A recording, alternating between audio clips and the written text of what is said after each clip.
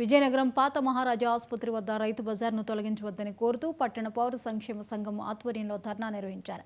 26 ఏళ్లుగా అక్కడ 50 కుటుంబాలు కూరగాయలు అమ్ముకుని జీవిస్తున్నాయని, ప్రత్యామ్నాయం చూపించకుండా ఖాళీ చేయాలనడం అన్యాయమన్నారు. ప్రభుత్వ స్థలం కేటాయించకపోతే రైతు బజార్ని ఇక్కడే కొనసాగించాలని కలెక్టర్కు వినతిపత్రం అందజేశారు. రైతు బజార్ని ఎత్తేసి రైతులు బతుకులు రోడ్డున పడేయడం అన్యాయమన్నారు.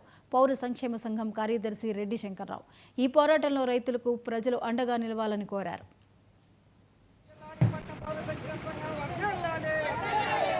విజయనగరం నడిబొడ్డునున్నటువంటి మహారాజా రైతు బజారు ఏదైతే ఉందో దాన్ని ఎత్తేయాలని సర్వే నెంబర్ 166/1 ఉన్నటువంటి రైతు బజార్ని ప్రైవేట్ స్థలంగా ప్రకటిస్తూ ఇది ప్రైవేట్ వారిది కాబట్టి మేము ఇక్కడి నుంచి లేచిపోయి వేరే దగ్గరికి వెళ్ళిపోతున్నామని చెప్పి ఏడీ గారు మొన్న వెళ్ళిపోయారు.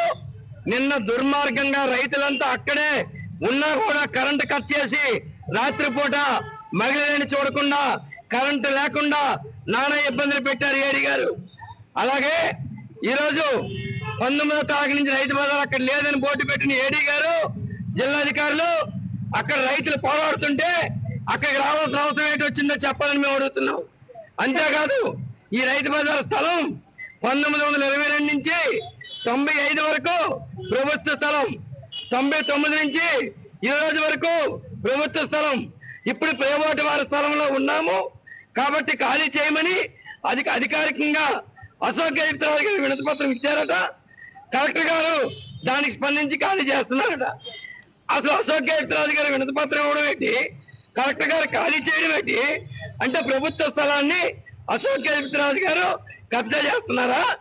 దానికి జిల్లాధికారులు మీరంతా కూడా బలపరుస్తున్నారా? చట్టము ప్రజాస్వామ్యం అక్కర్లేదా?